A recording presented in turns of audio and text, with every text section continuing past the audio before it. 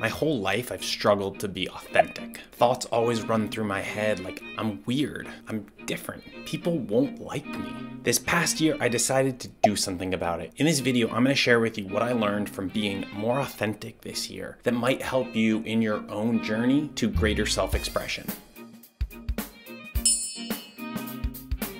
Quick side note, don't forget to download the free guide in the pinned comment below because one, the content's awesome, but more importantly is I send out exclusive items to my mailing list like free live training classes and more. So I will see you on there, and now back to the video. After 12 years of working with dying patients, Australian nurse Bronnie Ware wrote the top 5 regrets of the dying. Here were number 1 and number 3. I wish I'd had the courage to live a life true to myself, not the life others expected of me. I wish I'd had the courage to express my feelings. Almost half of the top 5 regrets of the dying have to do with lack of authenticity. This terrified me, and so when I started with a new therapist in March of 2020 who specializes in hypnoanalysis, I told her that my number 1 goal of therapy was to feel okay being authentic. And it's working. Here are the surprising 6 realizations that I've had since being way more authentic this year. Inauthenticity is dull and boring. People did not respond negatively like I predicted they would. In fact, a few people responded extremely enthusiastically. Accordingly, a deeper level of connection became available. With that, new friends became easy to find. And finally, I realized stuff about myself that I didn't know. Like, I am more joyful and enthusiastic and excitable than I knew. 1. Inauthenticity is dull and boring. You see, I used to get everybody to try to like me, but in fact, really what I was doing was trying to get them to not disapprove of me. I think that makes sense. So all of my conversation was an attempt to not offend people. These people I'm talking to hate country music. I will be sure to laugh along with anything against country music and to provide a few witty comments that diss it. Oh, these other people I'm talking to love country music. Well, there are positive sides to country music. I'll just focus on those. So my interactions were this really bland, calculated, analytical interaction. And since I never actually expressed my own opinions, my emotion was also muted. 2.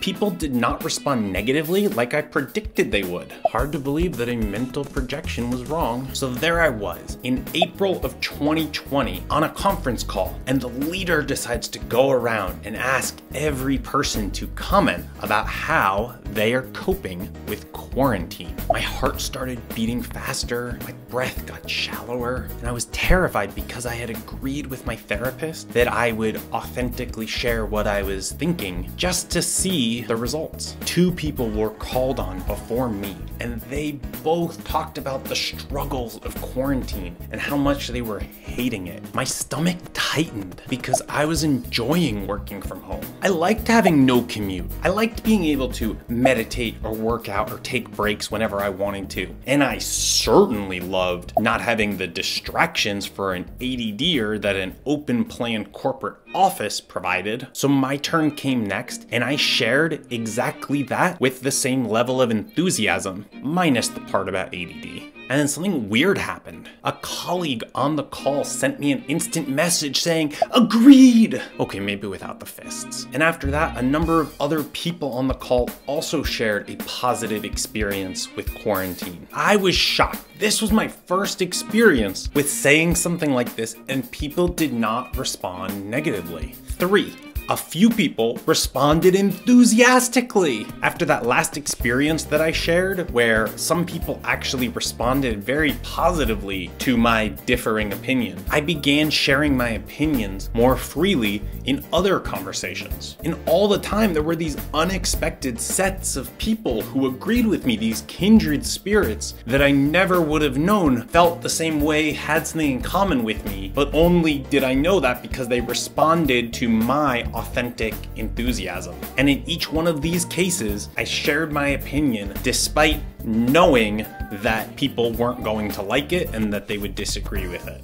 4, a deeper level of connection becomes available. The problem with my old people-pleasing opinions is that they only ever went skin deep. Since I didn't really believe anything I was sharing, I had nowhere to go if somebody responded enthusiastically, like, I hate country music too. But that's all changed now that I've been sharing what I'm actually thinking, feeling, or believing. I tell people about things that I'm excited about. New personal development books I've read. The future with artificial intelligence and biotechnology. Shout out to any Yuval Noah Harari fans out there. My biggest goals and challenges, and what I'm learning from different new habits I'm putting in place, whether it's around filming YouTube videos or doing morning walks or anything else like that. Now, most people couldn't give a rat's ass about this stuff. But you know what? A few people do, and they latch onto it. Those are my kindred spirits. They get as excited as me.